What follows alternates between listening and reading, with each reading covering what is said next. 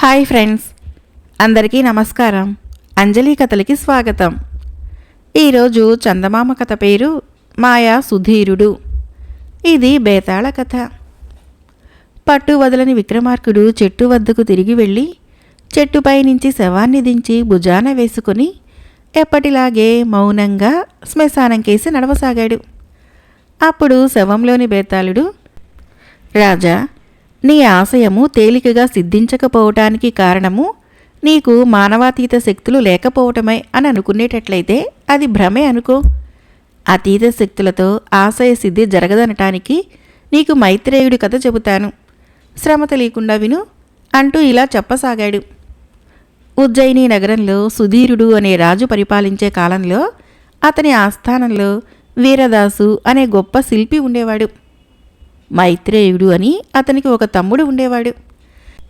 ఈ మైత్రేయుడు హిమాలయాలలో చాలా కాలం తిరిగి అనేక మంది యోగసిద్ధిగల వారికి సేవ చేసి ఒక అద్భుత శక్తి సంపాదించుకొని వచ్చాడు. అతను సంపాదించిన అపూర్వ శక్తి ఏమిటంటే శిల్పాలకి ప్రాణం పోయటం.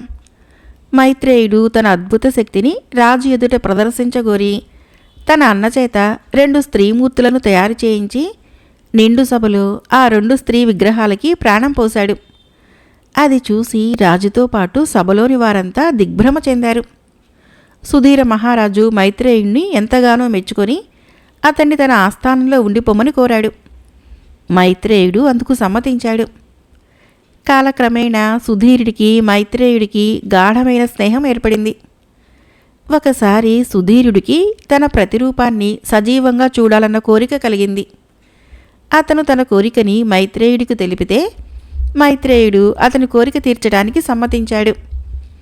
మైత్రేయుడు తన అన్న వీరదాసు చేత సుధీరుడి ప్రతిమని రాతిలో నిర్దిష్టంగా తయారు చేయించి దానికి తన ఇంటనే ప్రాణం పోసి అర్ధరాత్రి వేళ ఆ మాయా సుధీరుణ్ణి వెంటబెట్టుకుని రాజభవనానికి బయలుదేరాడు.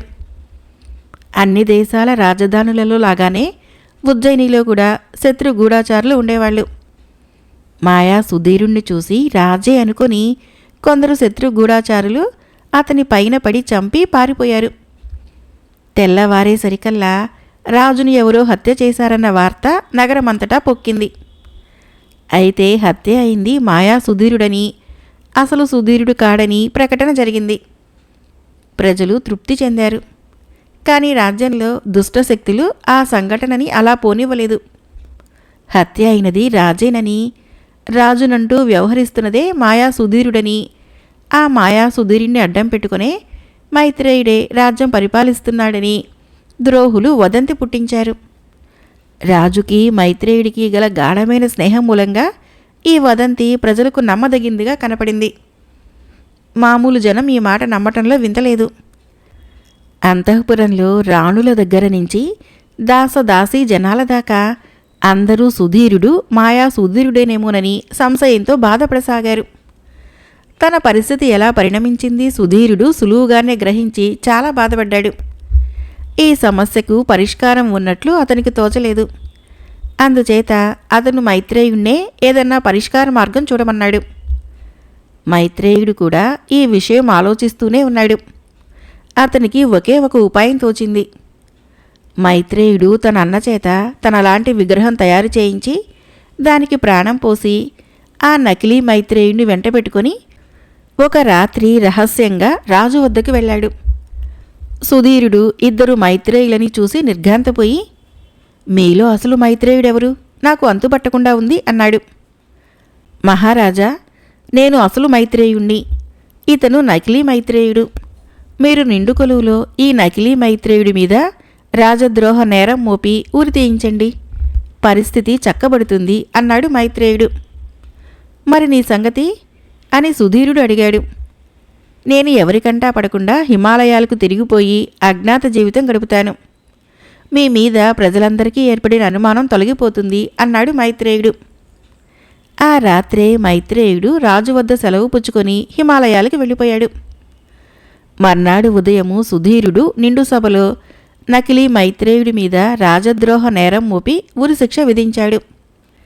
నకిలీ మైత్రేయుణ్ణి ఉరి తీసేటప్పుడు చూడటానికి ప్రజలు వేల సంఖ్యలో వధ్యస్థానానికి వచ్చారు. రాజులని చెప్పుకుంటున్నవాడు మాయా సుధీరుడు కాడని అందరికీ నమ్మకం కుదిరింది. బేతాళుడు ఈ కథను చెప్పి, మైత్రేయుడు చేసిన పని సరైనదేననటానికి సందేహం లేదు. కానీ అతనిలో ఉండిన అతీత శక్తి అలాంటి దుష్ఫలితాలు ఇవ్వటానికి, చివరికి అతను జీవన్మృతుడుగా హిమాలయాలలో జీవితం గడపవలసి రావటానికి కారణం ఏమిటి? ఈ సందేహానికి సమాధానం తెలిసి కూడా చెప్పలేకపోయావో నీ తల పగిలిపోతుంది అన్నాడు. దానికి విక్రమార్కుడు, అలౌకిక మానవాతీత శక్తులు లౌకిక జీవితానికి ఎలా పనికి వస్తాయో ఎవరూ చెప్పలేరు. వాటి ఫలితాల మీద మనుషులకు ఎలాంటి అధికారమూ ఉండదు. విగ్రహాలకి ప్రాణం పోయటం మాత్రమే తెలిసిన మైత్రేయుడు లౌకిక జీవితంలో రాణించే అర్హత గలవాడని చెప్పటానికి లేదు. అతనికి ఊరు పేరు లేని బతుకు తప్ప మరొకటి ఉండటానికి వీలేదు. ఈ సంగతి అతని అసాధారణ శక్తి చాటున వెంటనే స్పష్టం కాలేదు. ఆ శక్తి వలన దుష్ఫలితాలు కలిగినవి కనుకనే అది స్పష్టమైంది. మైత్రేయుడు హిమాలయాలకు తిరిగిపోవటము చాలా సహజం అన్నాడు.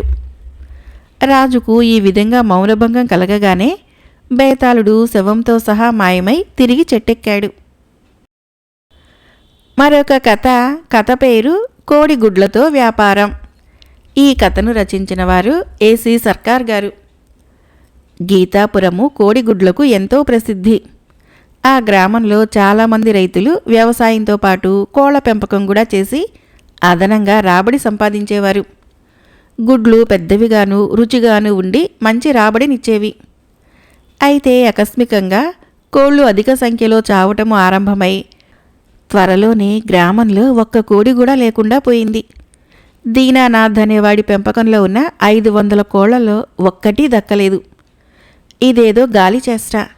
మన కోళ్లని పిశాచాలు పట్టుకుపోయాయి. ఆ పిశాచాలని మారణహోమం చేస్తే గాని మన కోళ్లు బతకవు. లేకపోతే మన కోళ్లగతే మనకీ పడుతుంది అన్నాడు దీనానాథ్. ఈ మాట మిగిలిన రైతులకు సబబుగా తోచింది. పక్క గ్రామంలో ఒక భూత వైద్యుడున్నాడు. అందరూ కలిసి చందాలు వేసుకుని ఆ భూత వైద్యుణ్ణి పిలిపించి పిశాచాల బెడద వదిలించుకోవటానికి నిర్ణయం జరిగింది.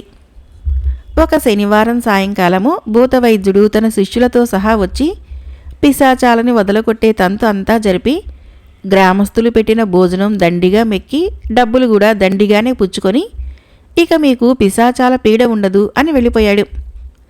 ఇక భయం లేదనుకొని గ్రామంలోని రైతులు మళ్ళీ కోళ్లు కొని కోడిగుడ్ల వ్యాపారం తిరిగి ప్రారంభించారు. కానీ వారం తిరిగే లోపల రోగాలతో కోళ్లన్నీ చనిపోయాయి. ఎందుకొచ్చిన కోళ్ల వ్యాపారంరా? మన వ్యవసాయం ఏదో మనం చూసుకుందాము. మనకేదో తిరుగులేని శాపం తగిలింది అన్నాడు దీనానాథ్ మిగిలిన రైతులతో. ఆ విధంగా గీతాపురపు కోడిగుడ్లు మచ్చుకైనా కనిపించకుండా పోయాయి. రైతులు తమ విశ్రాంతి కాలంలో గోళ్ళు గిల్లుకుంటూ కూర్చున్నారు. గీతాపురానికి చెందిన ఒక భూస్వామి కొడుకు శంకర్ సెలవులకు ఇంటికి వచ్చాడు. క్రిందటిసారి అతని ఇంటికి వచ్చినప్పుడు ఏ పూట గుడ్డు లేకుండా భోజనం చేయలేదు. ఈసారి 3 రోజులు గడిచినా అతని భోజనంలో కోడిగుడ్డు ఏ రూపంలోనూ ప్రత్యక్షం కాలేదు. అతను వాళ్ళ అమ్మని అడిగితే శాపం తగిలి పిశాచాలు ఆవహించి కోళ్లన్నీ చనిపోయాయని చెప్పింది. కోడిగుడ్ల వ్యాపారము గ్రామంలోని రైతులకు ఎంతగా లాభించినది శంకర్ ఎరుగును. అతను గ్రామంలో ఎలాగైనా కోడిగుడ్ల వ్యాపారము పునఃప్రతిష్ఠ చెయ్యాలనుకున్నాడు. అసలే దేశంలో ఆహార కొరత చాలా హెచ్చుగా ఉన్నది. మాంసకృత్తుల మాట చెప్పనే అవసరం లేదు. అందుచేత ఆహారోత్పత్తి మందగించనివ్వరాదు. మర్నాడు ఉదయమే శంకర్ దీనానాథ్ ఇంటికి వెళ్ళి కోళ్ళు ఏదో అంటువ్యాధి సోకి చనిపోయాయి కానీ శాపాలు పిశాచాలు ఏవీ కాదని అతనికి నచ్చచెప్పటానికి ఎంతగానో ప్రయత్నించాడు. కానీ రైతుల మూఢ విశ్వాసాలు నమ్మకాలు ఒకంతట వదిలేవి కాదు.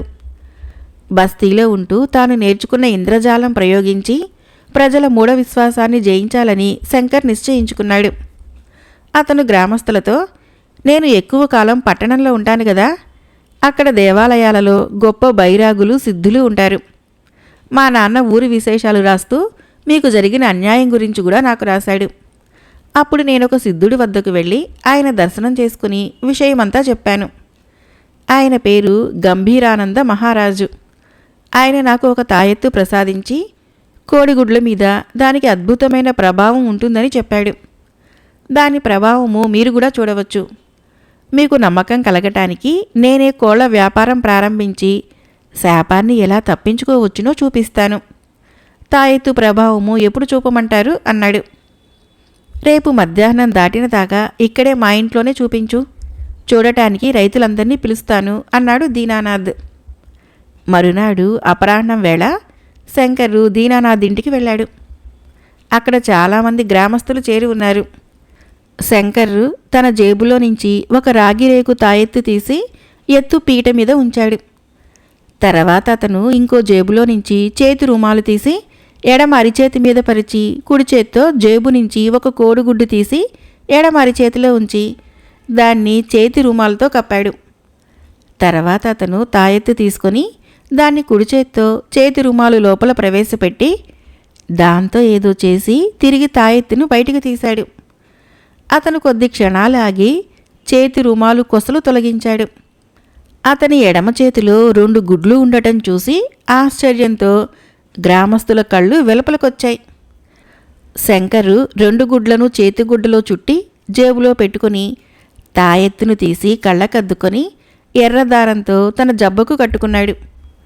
ముందుగా అతను పట్నానికి వెళ్ళి ప్రభుత్వ పశుపోషణ శాఖ అధికారులతో మాట్లాడి కోళ్ల నిపుణుల సలహా సహకారాలు పొంది కోళ్ల పెంపకం మీద పుస్తకాలు, మందులు వగైరా కొన్నాడు.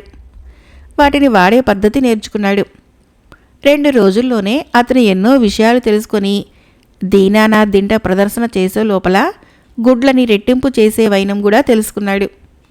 ఒక పెద్ద గుడ్డు గుల్లని సంపాదించి దాన్ని నిలువుగా 2 సమభాగాలుగా కొయ్యాలి.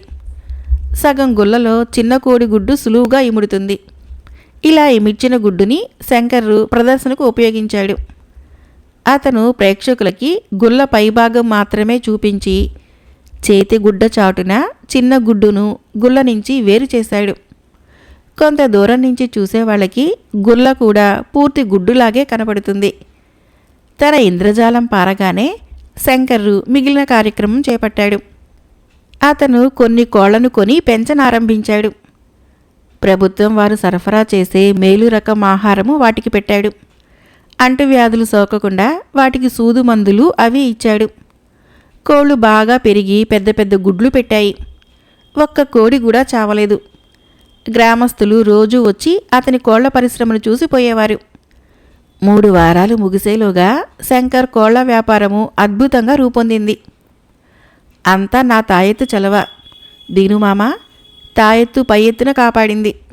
ప్రత్యేకమైన ఆహారము కోళ్లని బలవపెట్టింది. ఇంజెక్షన్లు పుష్టినిచ్చాయి. మీరేమీ భయపడవద్దు. మళ్ళీ కోళ్ల వ్యవసాయం సాగించి గీతాపురం కోడిగుడ్లని మళ్ళీ అమ్మకానికి పెట్టండి. సిద్ధుల వారిని అడిగి ఇంకా తాయెత్తులు తెస్తాను. నేనిక్కడ ఉన్నన్నాళ్ళు నా తాయెత్తు ఉండనే ఉంటుంది. ప్రతిరోజు మీ ఇంటికి వచ్చి మీ కోళ్ళకి అపాయం లేకుండా చూస్తాను అన్నాడు శంకర్. శంకర్ ఇచ్చిన ప్రోత్సాహంతో రైతులు కొత్తగా కోళ్లు కొన్నారు. శంకర్ వాటికి కావలసిన ఆహారము, మందులు ఏర్పాటు చేశాడు. వాటిని తానే స్వయంగా ఇచ్చాడు. కోళ్లు ఏపుగా పెరిగి పెద్ద పెద్ద గుడ్లు పెట్టాయి. మళ్ళీ గీతాపురం కోడిగుడ్లు మార్కెట్లోకి విరివిగా వచ్చాయి. రైతులు లోగడ కన్నా బాగా సంపాదించారు. తర్వాత శంకర్రు పశుపోషణలో ప్రత్యేక శిక్షణ పొంది తన గ్రామానికి తిరిగి వచ్చి అక్కడే ఉండి కోళ్ల వ్యవసాయాన్ని కనిపెట్టి ఉన్నాడు. మరొక కథ పేరు బతక నేర్చినవాడు. ఈ కథను రచించిన వారు ఎంవివి సత్యనారాయణ గారు. చంద్రవర్మ పరిపాలించే రాజ్యంలో ఆయన సభా మంటపాన్ని ధర్మయ్య అనేవాడు కావలి కాసేవాడు. చంద్రవర్మ ఒకసారి అటుగా వచ్చి ధర్మయ్యతో, నీ ఒక్కడికి పని ఎక్కువై ఉంటుంది, మరొక భటుణ్ణి నీకు తోడుగా నియమిస్తాను అన్నాడు. అక్కర్లేదు ప్రభు అని ధర్మయ్య అనేలోపుగా రాజు కదిలి వెళ్ళిపోయాడు. ధర్మయ్య తనకు తోడు అవసరం లేదనుకోవటానికి కారణం ఉన్నది.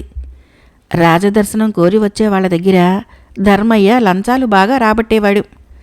డబ్బు ఇచ్చుకోలేని వాళ్ళ నుంచి కాయో కూరో వసూలు చేసేవాడు. తనకు తోడుగా మరొకడు వస్తే వాడు లంచంలో భాగం అడగవచ్చు, లేదా తన మీద రాజుగారికి చెప్పవచ్చు. మర్నాడు ధర్మయ్యకు తోడుగా మరొక కాపలావాడు వచ్చాడు. రాజదర్శనం కోసం వచ్చేవాళ్ళని ధర్మయ్య అవతలికి తీసుకుని పోయి తన మామూలు వసూలు చేసుకున్నాడు. ఇది చూసి రెండవ భటుడు రాజుతో చెప్తానని ధర్మయ్యను బెదిరించాడు. ధర్మయ్య తన సంపాదనలో వాడికి వాటా ఇస్తానన్నాడు. వాడు ఒప్పుకోలేదు. వాడు నిజాయితీపరుడు. అదీగాక ధర్మయ్య లంచాలు గుంజుతున్నాడని పసిగట్టే రాజు వాణ్ణి అదనంగా నియమించాడు. తన తోటిభటుడు తనతో సహకరించడని రూఢి చేసుకుని ధర్మయ్య రాజదర్శనం చేసుకోవడానికి వచ్చేవారితో, చూడండి ధర్మప్రభువులు, నేను మీ దగ్గర లంచం పట్టినట్లు వీడు రాజుగారితో చెబుతాడట. అతనే మిమ్మల్ని లంచం అడిగినట్లు నేను ఫిర్యాదు చేస్తాను. మీరు సాక్ష్యం ఉంటారు కదా అన్నాడు. ధర్మయ్య అక్కడ 20 సంవత్సరాలుగా పాతుకుపోయిన మనిషి. పైగా డబ్బు తిన్నప్పటికీ అందరి పనులు ఏదో ఒక రకంగా సానుకూలపరిచేవాడు. అతను ఆస్థానంలో లేకపోతే తమ అవసరాలు తెలిసి తమ పనులు చేసి పెట్టేవాడు దొరకపోవచ్చు. ఈ ఉద్దేశంతో ఆ వచ్చిన వాళ్ళు ధర్మయ్య పక్షాన సాక్ష్యం చెబుతామన్నారు. దాంతో రెండో భటుడి ఆట కట్టింది. పైపెచ్చు ధర్మయ్య వాడి మీద రాజుతో ఫిర్యాదు చేయకుండా ఉండగలందులకు ఆ రెండో భటుడు తన జీతంలో 5వ వంతు ధర్మయ్యకి ఇచ్చుకోవలసి వచ్చింది. 2 నెలలు గడిచాయి. తన భర్త పూర్తి జీతం ఇంట్లో ఇవ్వటం లేదంటూ రెండో భటుడి భార్య రాజుతో విన్నవించుకున్నది. రాజు విచారించి అసలు సంగతి తెలుసుకుని ధర్మయ్యను దివాణంలో గంటలు కొట్టే పనికి మార్చాడు. రాజుగారి కార్యాలయాల్లో పనిచేసే ఉద్యోగస్తులని ధర్మయ్య కలిసి కార్యాలయాలలో వాళ్ళు పనిచేసే కాలము త్వరగా గడిచేటట్లు చేస్తానని, అందుకుగాను తనకు కొంత లాభం కలిగించమని అన్నాడు. పనిభారం ఎక్కువగా ఉన్న ఉద్యోగులు చాలామంది అందుకు ఒప్పుకున్నారు. వాళ్లే మిగిలిన వారి చేత కూడా ఒప్పించారు. అది మొదలు ఉద్యోగులు కార్యాలయం పని పూర్తి చేసేటప్పటికీ ఇంకా చాలా పొద్దు ఉండసాగింది. నెలలు గడుస్తున్నాయి. ధర్మయ్య క్రమంగా కుబేరుడైతున్నాడు.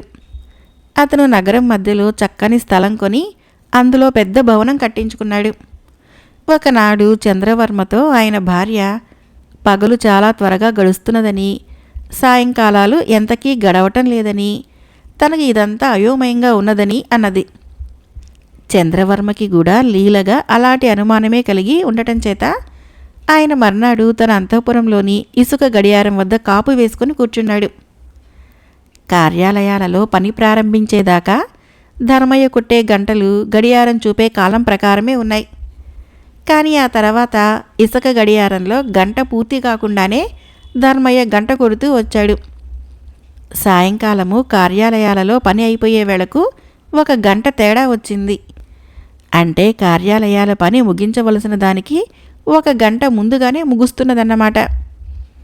చంద్రవర్మ ధర్మయ్యను సభకు రప్పించి విచారణ జరిపి అతను ఉద్యోగస్తుల నుంచి లంచాలు వసూలు చేసినట్లు రుజువు చేశాడు. అయితే ఎన్నో ఏళ్లుగా కొలువు చేస్తున్న ధర్మయ్యను నిరుద్యోగి చేయటము రాజుకు సమ్మతం కాలేదు.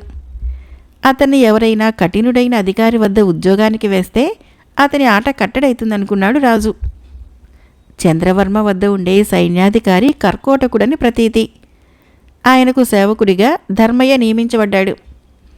ఈ కొత్త ఉద్యోగంలో ధర్మయ్య నిజాయితీగానే ఉంటూ తన పనులు జాగ్రత్తగా చేసుకుపోసాగాడు.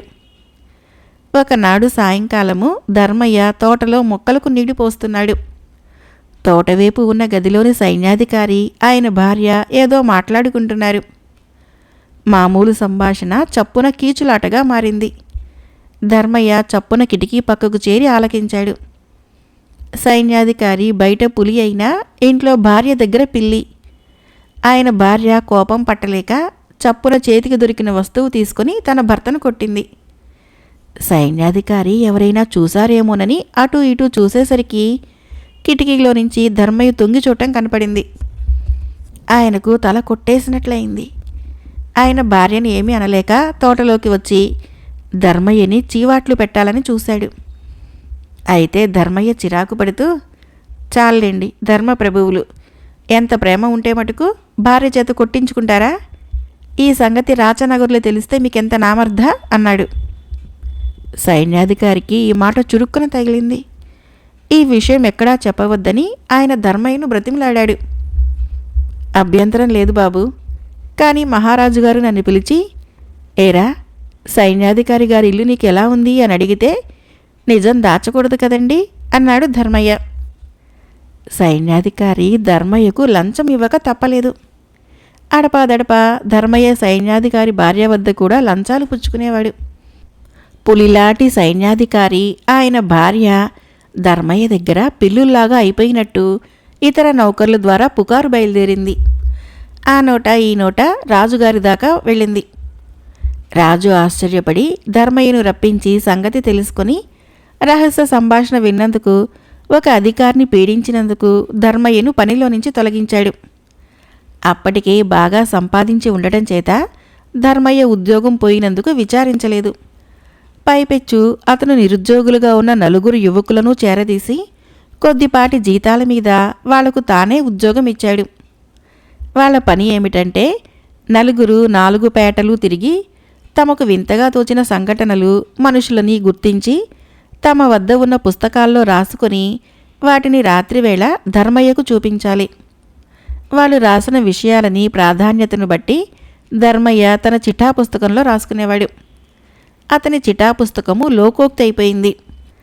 ఎవరికీ తెలియని విషయాలను గురించి ధర్మయ్య చిఠా పుస్తకంలో దొరకవచ్చు అని ప్రజలు అనేవారు. ఆ ఏడాది దసరా ఉత్సవాలు నగరంలో వైభవంగా జరిగాయి. వాటిని చూడటానికి ఎక్కడెక్కడి నుంచో జనం వచ్చారు. దూర ప్రాంతపు రాజులు కూడా వచ్చి ఉత్సవాల్లో పాల్గొని చంద్రవర్మకు అనేక లక్షలు చేసే వజ్రపు టుంగరాన్ని బహూకరించారు. 10వ రోజున దసరా ఉత్సవాలు ముగిశాయి. ఉత్సవాల సందడిలో చంద్రవర్మ తన వజ్రపు టుంగరాన్ని ఎక్కడో పారేసుకున్నాడు. దానికోసము భటులు, రాజోద్యోగులు వెతికి వేసారిపోయి ఉంగరం జాడ ధర్మయ్య చిటాలోనే దొరకాలి అన్నాడు. కాలక్షేపం కోసము రాజు ధర్మయ్యని చిటా పుస్తకంతో సహా తన వద్దకు రమ్మని పిలిపించాడు. 10వ నాటి ఉత్సవంలో విశేషాలేమైనా ఉన్నాయా అని రాజు ధర్మయ్యను అడిగాడు. ధర్మయ్య తన చిట్టా తెరిచి, దక్షిణపు వీధిలో ఒక చెట్టుకు పట్టపుటేనుగు కట్టివేసి ఉన్నది. మావటివాడు తొందరగా తన ఇంటికేసి పరిగెడుతున్నాడు అని చదివాడు. రాజు ఆ వార్త తెలిపిన యువకుణ్ణి పిలిపించమని ధర్మయ్యను అడిగాడు. ఆ యువకుడు వచ్చి రాజుగారి మావటి వాళ్ళందరిలోనూ తాను చూసిన వాణ్ణి గుర్తుపట్టాడు. పట్టపుటేనుగును నడవీధిలో కట్టి ఇంటికెందుకు వెళ్ళావు అని రాజు మావటివాడిని అడిగాడు. ఇంటికి అవసరంగా వెళ్ళవలసి వచ్చింది మహారాజా. ఆ రోజు మీరు మధ్య మార్గంలో ఏనుగును దిగి కాలినడకన ఉత్సవ జనంలోకి వెళ్ళారు. నా తప్పు కాయండి అన్నాడు మావటివాడు దీనంగా. యువకుడు రాజుతో, నిన్న ఈ మావటివాడిని వాడి భార్య పట్టుచీర కొనమని, ముత్యాలహారం చేయించమని అడగటం విన్నాను. అది కూడా ఈ చిటాలో ఉంటుంది చూడండి అన్నాడు. చిటాలో అది ఉన్నది.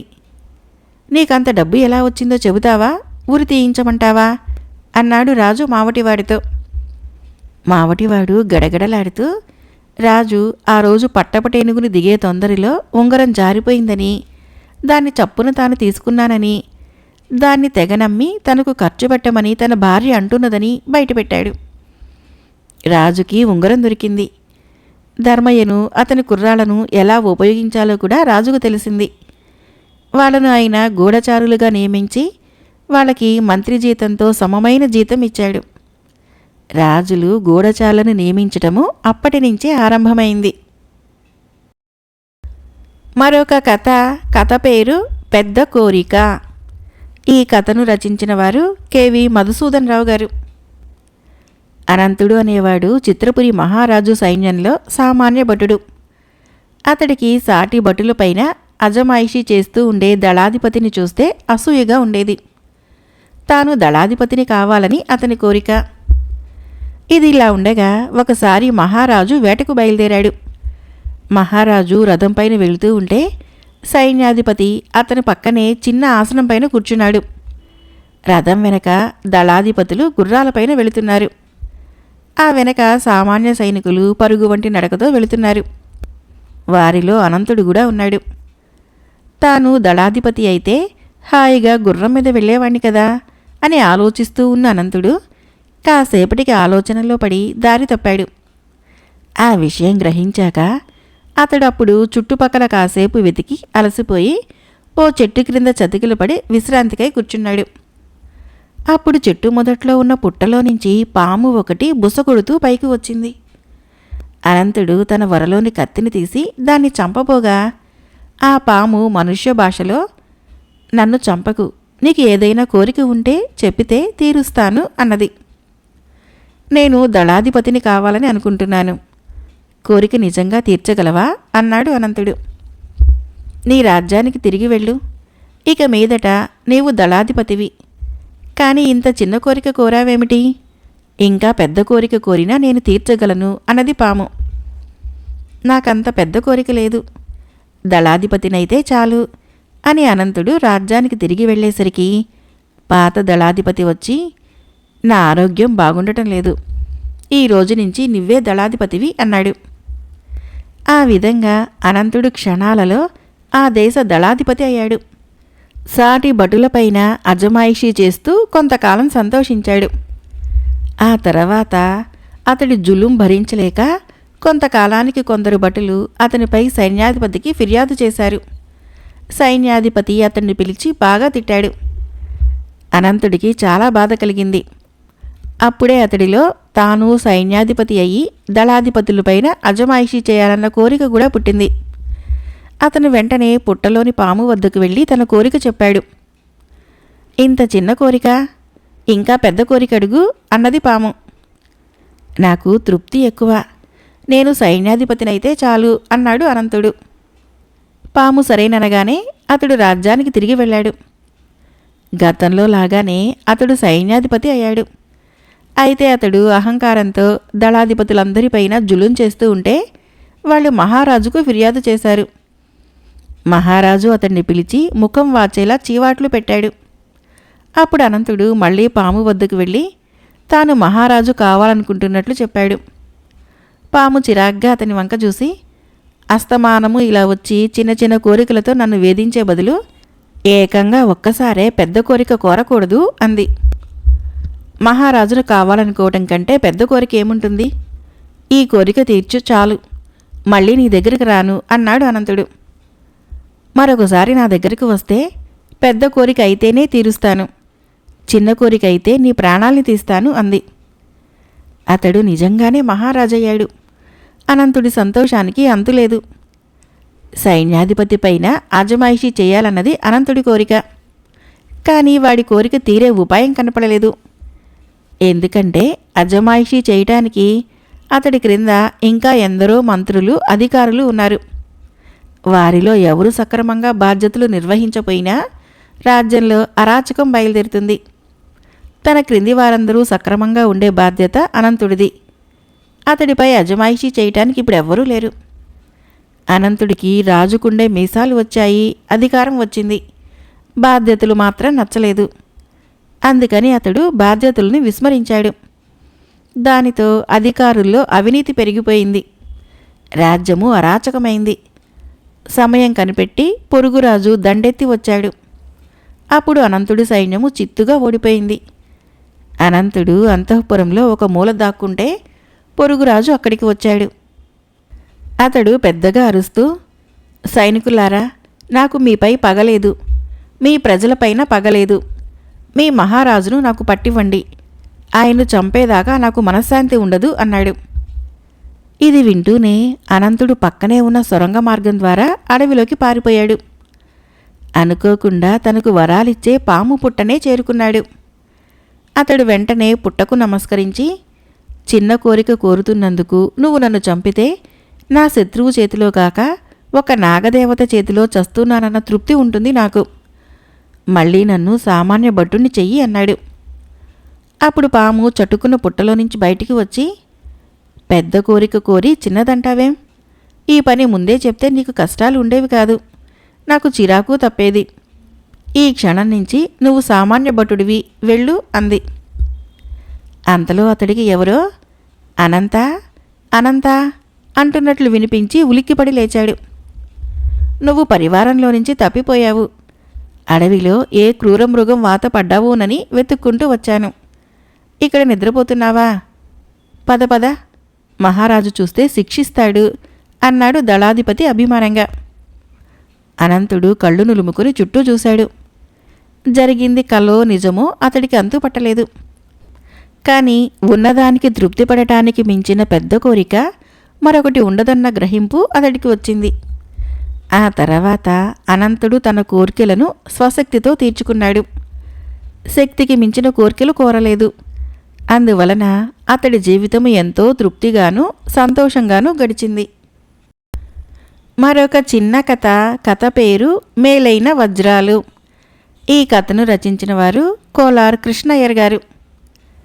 సిళ్ళంగేరి జమీందారిని తాయారమ్మ బహద్దూరు దివాన్ భార్య తంగమ్మ వజ్రాలు కొనటానికి ఆ ఊరి వజ్రాల వ్యాపారి బంగారు శెట్టి దుకాణానికి వెళ్లారు. అతడు తన వద్దనున్న 50 మేలైన వజ్రాల్ని చూపించితే అంతకన్నా మేలైన వజ్రాల్ని తమకు చూపించమన్నారు. శెట్టి ఆ వజ్రాల్ని లోపలికి తీసుకుని వెళ్ళి వాటినే మళ్ళీ తెచ్చి, ఇందాకటి వాటికంటే ఇవి మేలైనవి, ఇవి తప్ప ఇంతకంటే మేలైన వజ్రాలు నా వద్ద లేవు అని చెప్పాడు. వీటి వెల 2000 బంగారు నాణేలు అన్నాడు. తాయారమ్మ ఆ వజ్రాలు కొనటానికి సిద్ధపడింది. తంగమ్మ మాత్రము, వీటిని తాయారమ్మ గారికి ఇవ్వండి, ఇంతకు ముందు చూపినవి నేను కొంటాను, వాటిని కూడా తీసుకుని రండి అంది. శెట్టి గొంతులో పచ్చి వెలక్కాయ పడినట్లయింది. అతడి వద్ద ఆ 50 వజ్రాలు మాత్రమే ఉన్నాయి. దానితో అతడి మోసం బయటపడింది. ఆ తర్వాత తన తెలివితేటలతో శెట్టి మోసాన్ని బయటపెట్టిన తంగమ్మని తగిన రీతిలో సత్కరించి శెట్టికి పెద్ద మొత్తం జరిమానా వేయించింది తాయారమ్మ. కథ అయిపోయింది. ఫ్రెండ్స్, ఈ కథలు మీకు నచ్చినట్లయితే మన ఛానల్ని తప్పకుండా సబ్స్క్రైబ్ చేయండి, లైక్ చేయండి, షేర్ చేయండి, కామెంట్ చేయండి. Thank you.